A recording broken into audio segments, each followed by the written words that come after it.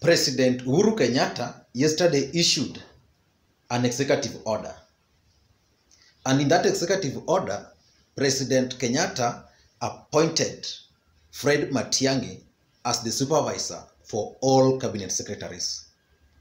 In effect, Fred Matiangi was made the Prime Minister of the Republic of Kenya.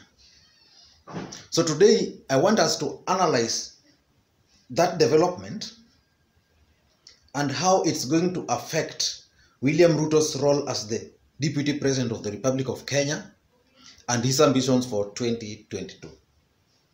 But before we do that, kindly remember to subscribe. President Uhuru Kenyatta yesterday issued an executive order making Fred Matiangi the second most powerful individual in this country. And from the face value, that appointment appears like just a small matter. It appears like the president is simply reorganizing his cabinet or his government. But that's not the case. Just as I keep on saying on this platform, that in politics, there's nothing like small matter. Everything in politics is taken seriously. So I want us to look at this appointment and how it's going to affect Willam Ruto. In my view, this appointment is supposed to achieve two objectives. The first objective it's going to achieve is the political objective of President Uhuru Kenyatta, which we are going to look into.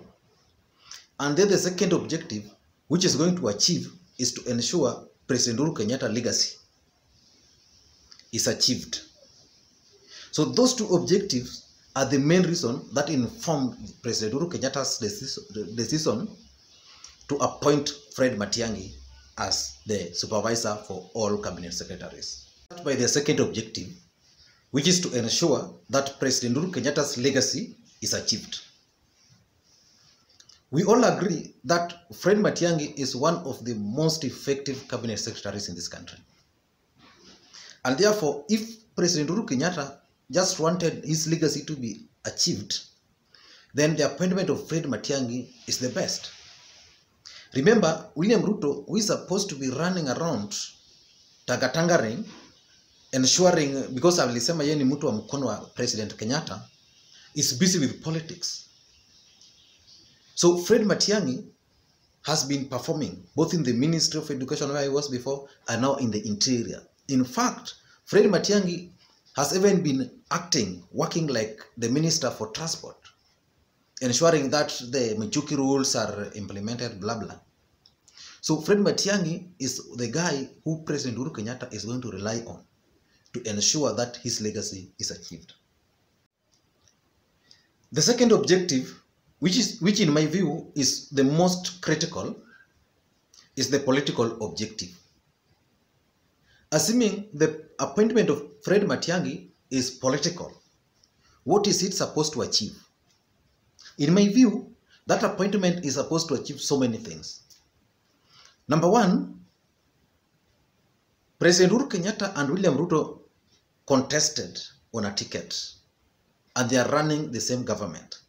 And in the current constitution, the position of the deputy president is actually well anchored in the constitution. So it becomes the principal assistant of the president. What that means is simple. Willam Ruto, as the deputy president of the Republic of Kenya, is basically the president of the Republic of Kenya in case the president is not there. So normally the problem which most opposition have always had is the power of incumbency. So in my view, Uhuru Kenyatta, by giving Matiangi most of these roles instead of his deputy, is trying to remove that power of incumbency from Willam Ruto. So in short, Willam Ruto will not enjoy the power of incumbency in this current government. It's that simple. It's very simple. If Willam Ruto will not control the ministries, those ministries will be controlled by Fred Matiangi, it simply says the deputy president no longer has any power. So he doesn't control the government machinery. So the first objective achieved. remove the incumbency from Willam Ruto. The second political objective, in my view, could also be related to politics. Remember, in one of my videos, which I'm going to tag down here, I indicated that President Uhuru Kenyatta and Raila Odinga are plotting 2022 politics without Willam Ruto. And on Raila's side, already Wycliffe Oparanya has already been appointed as the chair of the Council of Governors at the expense of Willam Ruto's guy. And Hassan Joho has also been released to start campaigning throughout the country. And in fact, I think either tomorrow or Friday and Saturday, Hassan Joho has major activities in Western Kenya. So in my view, I think President Uhuru Kenyatta could also be trying to create Matiangi so that he can become the points person or the Gusii leader. Remember, after the departure of Simeon Nyachae from the Gusii politics, no one has really commanded that community as their leader. So Fred Matiangi now is being elevated to be the leader of the Gusii, just by virtue that he is now the senior most cabinet secretary from that side, and also by the virtue that he is now the second most powerful individual. Not necessarily the second most, no, not necessarily the second powerful leader in the country, but by virtue of being now the second most powerful leader after President Uhuru Kenyatta, because all the cabinet are going to report to him. So Fred Matiangi definitely now is the leader of the Gusii community. So in my view, what Raila and Uhuru are doing, they are trying to create regional leaders. And Joho is already created there. I can see Wycliffe Oparanya is being created in Western, and now I'm seeing Fred Matiangi being created. Uhuru is creating Fred Matiangi. And just as I said in the video, which was very controversial about Tuju is also being created in Nyanza. The third political objective, in my view, is also about the campaign money. Remember, Willam Ruto was said to be doing a lot of business within the government. And now, President Uhuru Kenyatta could be trying to reduce that by giving Matiangi powers to control those government tenders. Remember, when the police new uniform was introduced, it was said Willam Ruto had an interest in supplying those police uniform tenders. Those police uniforms.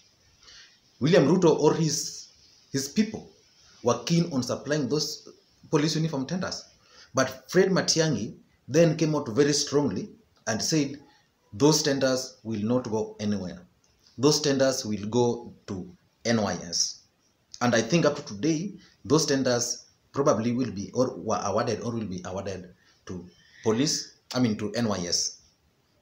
And in that particular executive order, if you followed it closely, President Uhuru Kenyatta also did something which is very important. Which is very significant. President Uhuru Kenyatta transferred the National Transport and Safety Authority, NTSA, from the Ministry of Transport to Matiangi. Remember, this was a major department at the KRA, and it was removed and into transport. But now that department has now been removed from that transport ministry to directly under Matiangi. And it has been said that during the peak of NTSA, Willam Ruto and his people were the major business partners in that department. Of course, it was said most of those NTSA's vehicles were supplied by Willam Ruto or were leased by Willam Ruto. So by bringing in Matiangi in that department, probably what Uhuru Kenyatta is trying to do is trying to ensure that Willam Ruto will no longer have that business monopoly in that ministry. That's also a possibility. So that's, in my view, that's a political objective well achieved. The fourth political objective, in my view, is that the president has now declared total war with Willam Ruto. Remember, in one of my videos done there, I said that it appeared that Willam Ruto just refused to read to read President Uhuru Kenyatta's speech in Kisumu the previous day. And Rachel Mamo had to read that speech. And some of you doubted. And again, the president was in Mombasa for a major event. And in Mombasa, the deputy president was not in Mombasa. Remember, Willam Ruto has been a very loyal deputy of President Uhuru Kenyatta. He has always projected himself as mtu wake wa mkono. And one thing I must give credit to Willam Ruto has always ensured that whenever the president is, he is always there, especially in those major events. But in Mombasa, the deputy president was missing in action. And that's where now this executive order was issued. So in my view, I think the president is also has now decided to start taking this war publicly by reducing the powers of his deputy. Of course, this is politics, and you can never predict what's going to happen between now and 2022. But it's very clear that the politics of 2022 is actually being defined now. And lastly, which is also very important, is that President Uhuru Kenyatta is now trying to clip or to cripple Willam Ruto. Remember, Willam Ruto has been moving throughout the country launching projects. And most of these projects have been development projects. So the deputy president could easily go to Migori and hide behind development projects. He could go to Coast and hide behind development project. You tell those people, the likes of Aisha, the likes of Dori, you tell them, say this, I'll give you this road, I'll do this, I'll do this. And he was able to convince people that he was actually doing a development project. Until the time now, the central people, where he has been launching most of the project, started claiming that they don't have projects. So basically, President Uhuru Kenyatta is now very keen on ensuring that nobody will use his legacy, the Big Four agenda, because it was very clear from the executive order that Matiangi is going to supervise the Big Four agenda.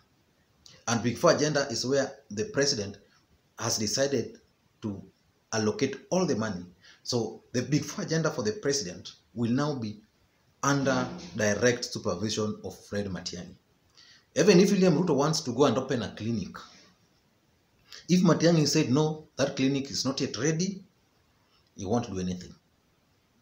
Unlike before, where these commands were under the ministries, and most of those ministers actually swear allegiance to Willam Ruto. They are his people, they are his appointees. And importantly also, in that appointment, something else happened that Uhuru Kenyatta appointed Matiangi, who is his guy, and appointed Rotich as Matiangi's deputy. Rotich comes from the Rift Valley. And Rotich, even in the previous government, it was said Rotich was appointee of Willam Ruto. Not really Willam Ruto, of President Uhuru Kenyatta. So basically the two guys swear their allegiance to President Uhuru Kenyatta, not Willam Ruto. And according to sources also, Rotich was actually recommended by the former president, President Daniel Arap Moi. So basically now, the message is out within the government circles that Willam Ruto no longer controls the government. And it's that simple. And as this is happening, many things are also happening at Capitol Hill. A lot of senior government officials actually have started visiting Raila Odinga's office for consultations. We saw the TSC chairperson, there, and many other keeps on streaming into that particular office. And Willam Ruto has also decided that all the delegations are actually headed to his current home, not office. So in my view, the politics of 2022 is going to be very interesting. And that's what I read out of this Fred Matiangi elevation as the next Prime Minister of the Republic of Kenya. And I was forgetting, by creating this position, what Uhuru could also be trying to test is how powerful that position can actually be made.